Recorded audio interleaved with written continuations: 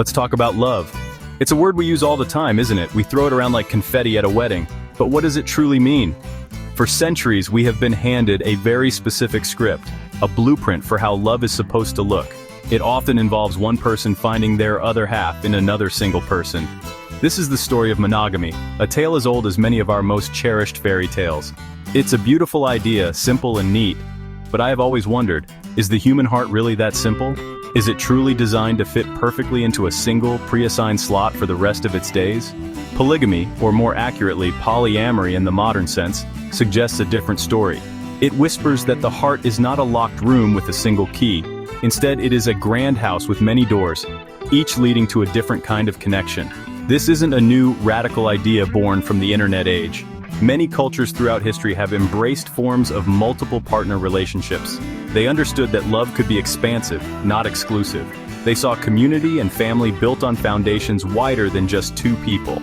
It makes you think, doesn't it? Perhaps our modern view is the exception, not the rule. We've just forgotten the other ways to live in love. This isn't about judging the path of monogamy. Not at all.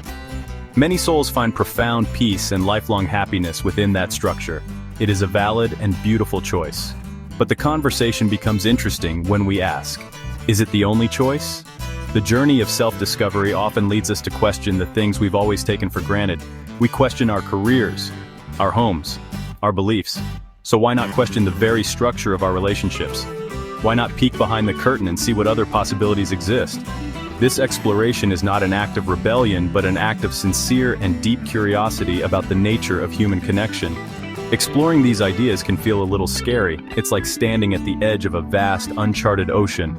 The familiar shore of monogamy feels safe and predictable. But out there, in the shimmering waters of polyamory, lies the potential for a different kind of voyage. It's a journey that requires courage, honesty, and a willingness to navigate complex emotional currents. It's a path that asks you to know yourself deeply, to understand your own needs, your own desires, and your own capacity for love. It's a journey that promises not necessarily an easier life, but perhaps a more authentic one. I've seen the strain that the ideal of monogamy can place on people. It's a heavy crown to wear. We ask one single person to be our everything, our lover, our best friend, our financial partner, our therapist, our travel buddy, and our co-parent. That is an immense amount of pressure to put on one fragile human soul. It's like asking a single musician to play an entire symphony. Can they do it? Maybe. But wouldn't the music be richer, more dynamic, and more beautiful with a full orchestra? We often exhaust ourselves and our partners trying to fulfill every single role, to be every single thing. This pressure can sometimes lead to feelings of failure or inadequacy. When our partner can't meet every single one of our emotional, intellectual, or spiritual needs, we might feel a pang of disappointment. We might think something is wrong with them, or with us, or with the relationship itself. We might start to feel trapped in a box, even if it's a very cozy and well-decorated one. This isn't to say monogamous partners don't support each other. They do, beautifully. But the expectation to be the sole source of fulfillment can create cracks in even the strongest of foundations over time. Sometimes this leads to secrecy. It's a sad, quiet truth. A person might seek out an intellectual connection elsewhere because their partner isn't interested in deep philosophical chats. Or they might find an adventure buddy for hiking, feeling guilty that their homebody partner isn't part of it. These aren't necessarily romantic or sexual infidelities. They are connections that fulfill a genuine human need. Yet within the strict confines of traditional monogamy, even these platonic relationships can feel like a betrayal. We start hiding small pieces of ourselves to protect the central relationship, and soon, we feel like we are living a fragmented life. This is where the idea of flexibility comes in.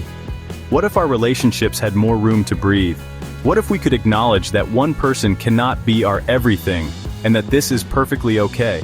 This isn't a sign of a weak relationship, it could be a sign of a strong and secure one. It takes immense trust to allow your partner to find fulfillment in other people, and to be allowed the same freedom. It's about replacing the anxiety of "am I enough?" with the peace of "we are enough, and we can also have more." It's a shift from a mindset of scarcity to one of abundance in love and connection. Imagine your emotional life not as a single straight line, but as a rich and vibrant tapestry.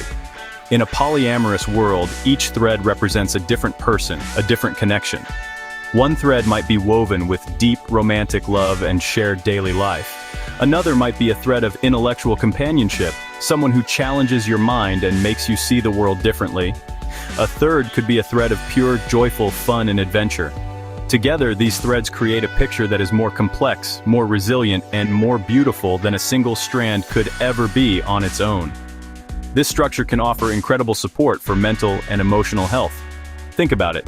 When you are going through a difficult time, having a network of loving partners means you have multiple sources of comfort and advice. If one partner is emotionally unavailable or overwhelmed themselves, you can lean on another. It distributes the emotional labor. It's like having a team of people who are all dedicated to your happiness and well-being.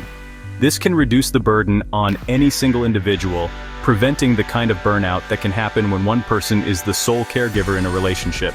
Consider a hypothetical scenario. Sarah is in a loving, committed relationship with both Mark and Chloe.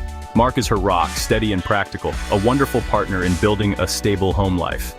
Chloe, on the other hand, shares Sarah's passion for art and spirituality, offering a kind of soul-deep connection that Mark doesn't.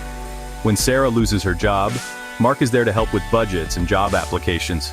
Chloe is there to listen to her fears, meditate with her, and remind her of her inner strength. Sarah isn't asking too much of either partner. She is receiving the complete support she needs from her loving family. This kind of emotional freedom can be incredibly liberating. It allows you to be your whole self. You don't have to suppress your adventurous side because your primary partner is a homebody. You can explore that with someone else, within a framework of honesty and consent. You can embrace all the different facets of your personality. This authenticity is a balm for the soul. It eliminates the need for secrets and the quiet resentments that can build when we feel we have to shrink ourselves to fit into a relationship. It is a radical act of self-love, sanctioned and supported by the people who love you. Of course, this path is not without its challenges. The biggest one is, without a doubt, jealousy. It's a deeply human emotion, a fiery dragon that lives in all of our hearts. But in polyamory, you don't pretend the dragon isn't there.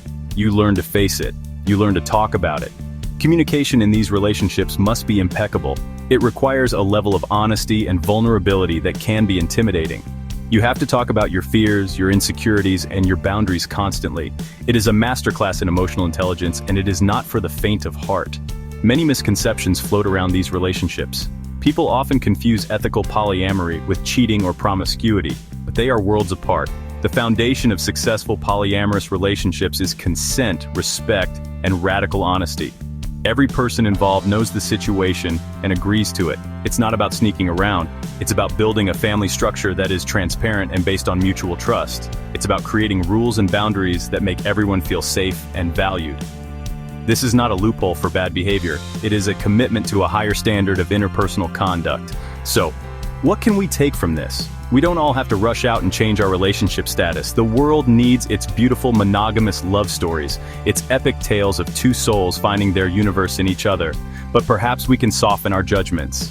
We can open our minds to the idea that there are many ways to build a happy and fulfilling life.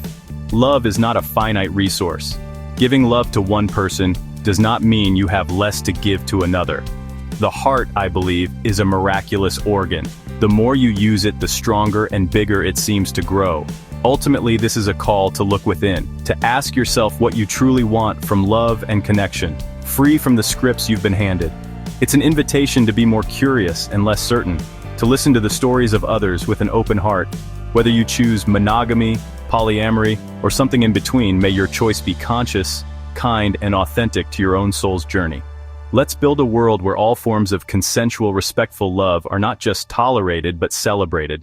A world with more bridges of understanding and fewer walls of judgment.